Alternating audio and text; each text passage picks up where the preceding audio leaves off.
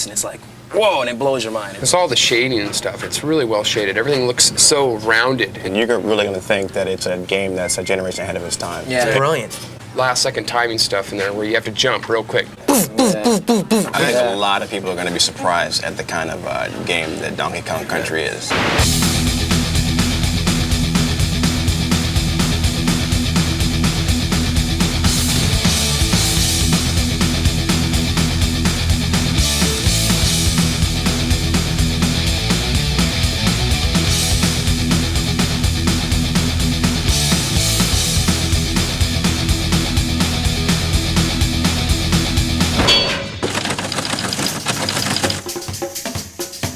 Here we are today on our way to Redmond, Washington to take an exclusive insider's look at Nintendo's new revolutionary yet unreleased game, Donkey Kong Country. Where do they get a load of us? Guys, we finally made it. Nintendo of America, the fortress. Let's find out what Donkey Kong Country is all about. Let's go inside. Let's do it. Hey, it's Ken Lobb, development manager. Hey man, how's it going? Donkey Kong Country, how you doing? Ken, what is the deal with this here? Yeah, we get a lot of letters and they like to put pretty pictures on the front of the envelope, so we'll like stick it on the wall, you know? So, Ken... You want a banana? No thanks. Ken, I want in on this Donkey Kong Country thing. I want on the inside. I don't know. Ken, me and you, pal, we go back a long way? Come on. What do you think?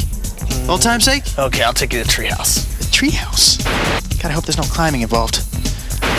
Here it is. What's the password? Diddy. Password? Diddy? Yeah!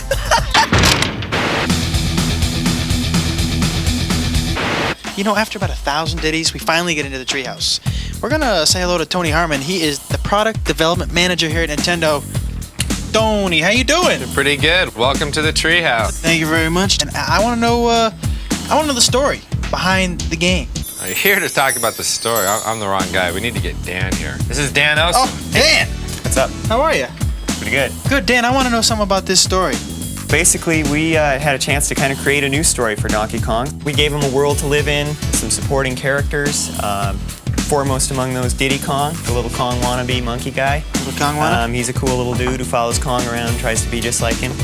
The story actually picks up with Diddy sitting in the jungle guarding the banana horde. No sooner does the storm start, nightfall, Kremlings come, stuff Diddy in a barrel. What are... Kremlings are the tribe of evil reptilian beings who inhabit the island, and they're very envious of Kong's banana stockpile. As we all are. Yes, as anyone would be. Yeah. And they stuff Diddy in the barrel, punt it in the bushes, and grab all the bananas and take off with the loot. Donkey wakes up and... Next day, Kong wakes up, where's my bananas? He goes out to find him. Rescue his little buddy, find out where he is. But Kong's angry, he's got his little buddy back, but he needs his bananas. So we get the Kremlins, we got Diddy, and we get the big fella. Tony, did you have a favorite character? Are there more characters in this? There's a lot of characters. I like the whole Kong family. We got Cranky. Cranky's the star of the original Donkey Kong game. Still alive, is he? Dad or grandfather played that game. Wow.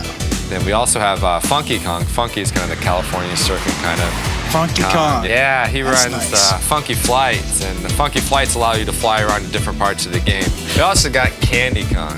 Candy Kong is Donkey Kong's love interest. Okay, good. I was wondering, maybe I could take a look at the game? Yeah, sure. Right over here. These guys are so easy. Yeah. This is Armand, and this is Rich. Hey, how you doing? Oh, hey. These guys test Donkey Kong Country for a living. We have hundreds of areas in Donkey Kong Country, and these guys have to play each area probably 100, 200 times each, weeding out all the bugs. This is a prototype board. There is 8 chips on this, 4 meg each, which makes it a 32 meg game, the biggest game ever. This 32 megs allows us to do a variety of action and a variety of backgrounds. We have snow levels, jungle levels, The pyramid type levels. pyramid levels, The cave scaffolding levels. level. The forest levels. The industrial level. And underground, factories, all kinds of A lot of different bizarre levels places that you wouldn't expect to find on an island. Yeah, it does. We've got a bunch of guys that call it goodies. These guys help you out. We got Ramby, who's a rhinoceros who bashes through some walls, helps you find some hidden areas. We got Winky the frog. He's bad. He can jump on top of Can't like forget Espresso either. Yeah, we got Espresso. That's an ostrich, a flying ostrich with these little bitty wings and goes flapping along top of the screen. We have a lot of other special effects we do as well. On the snow level, we have 12 different layers of snow going back and forth. We have forest levels with parallax scrolls for dimension in the game. Well, how did this project get started? Visited my friends at Rare. Rare's been working with Nintendo for a number of years, and Tim Stamper, the head creative person there, was telling me about an idea he had to make a game out of fully rendered characters. Tim, I was just curious as to how you made them look so real. Because we're based in Twycross, we have a zoo about 2 miles away. Ah, you went to the zoo. The zoo, yeah, and had a good look at the gorillas and the monkeys, and with video cameras, it was pretty funny. Hey, big fella. Hey, there's Diddy. Diddy and Donkey. Oh, get out of the way, Diddy. How's it feel to be a prototype, fellas? Using advanced computers to produce a three-dimensional model that we can display on a computer screen. So, what do we got to eat here? Well, today we got the cream of banana soup, the banana and peanut butter sandwich. Hey, your name is George, George Zachary from Silicon Graphics. I was wondering if you could help me out a little bit in explaining the game. Sure, it's a really cool game. It was created on this thing called the Challenge, which is this really advanced supercomputer. Basically, picture 20 supercomputers in a box. Now, with all this technology, am I going to have to buy an adapter for my home Nintendo? Not at all. In fact, when the game was created on the Challenge, it was basically specially output to the Super Nintendo game system. So it basically comes in a cartridge, you stick it in the system, and you play. How do we make the roundness, the 3D? Actually, it was created on the Challenge, first in wireframe. Actually, then you grow shade them, or you can Phong shade them, and then you actually texture map them. And you can even trilinearly bitmap interpolate. That sounds a little dangerous.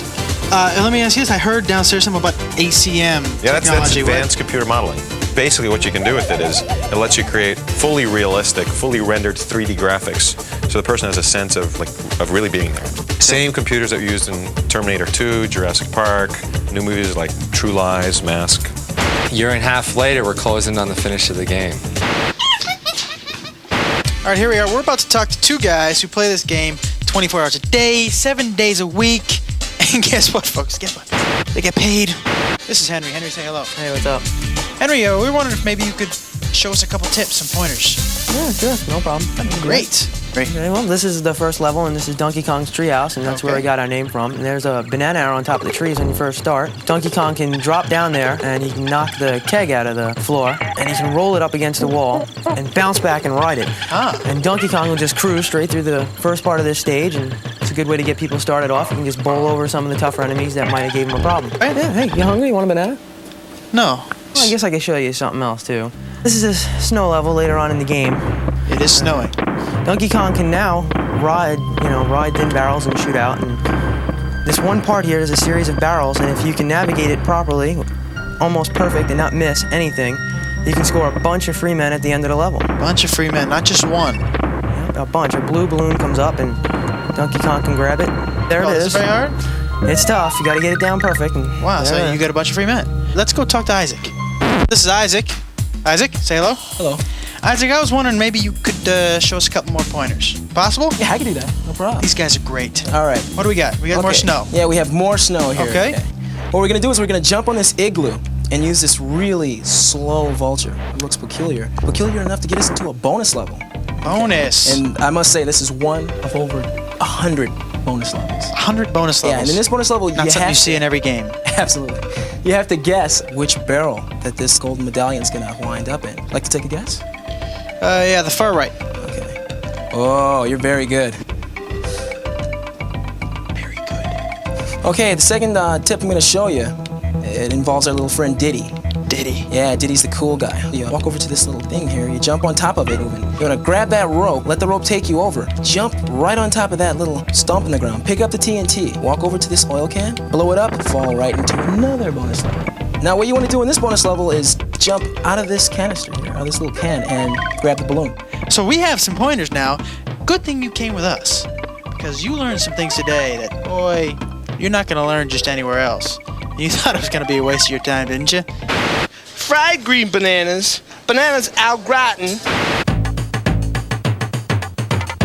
Video game music should draw you into the game. In Donkey Kong Country, we had graphics that were way beyond anything else that's ever been done. We were also hoping to get some music better than anything that's ever been done. This music, for example, is very upbeat, fits with the jungle. It's an early level. The level's not very hard. The music is kind of nice. Okay, now here we have the music that goes with the water level. Now in this level, you've just finished a really, really hard level in the game. We use this music and this fairly easy level as kind of a reward. because the music is so good, we're putting this music on a CD. You know, something that's big in Japan for many, many years is game music on CD. Hasn't been a big hit in America because maybe the music hasn't been quite up to what you hear on the radio is every daytime. You're kind of losing it, dude. We got massive Smurfs attacking him on the scaffold level. What are the big blue Well, buff? the reason why I like them is because, for one, they're big, they're blue, and they're buff. But then when you hit them, they kind of bounce. The morphing rocks. The Those morphing guys are rocks, so cool, man. You touch these barrels and the lights turn on and off. And these rock guys are just kind of rolled up. When you hit this light, they unroll and they start walking towards you. It's so cool. And it's really And you got to switch them on and off. Sounds a little scary. Yeah, On Guard's the fisher rod, and he just kind of pokes you with his swordfish front. And Pokes the bad guys. yeah, Do you guys get to ride? Do we get to ride minecart? Actually, Oh, yeah. the minecart was a favorite stage. That's your favorite stage? Yeah, it's a pretty cool stage. You're mining? What are we doing? You're on the tracks, and a lot of them are broken, so you gotta avoid, a lot of the broken tracks so you don't fall into the caverns. When we put this out, what do you think your friends are gonna think about this game? I don't think really you have to tell them all that much. Once they see the pictures, it's just gonna be like, you have to have it, you know it, get it. It's one of those games you don't get bored with. You know, I've played it probably 100 times, over 100 times now, and I'm still getting better. I'm still getting better in stages. There's certain stages I can improve on and keep getting better. I'll tell you what, you better reserve this game before November 21st, because that's when it comes out in the stores. I already got mine.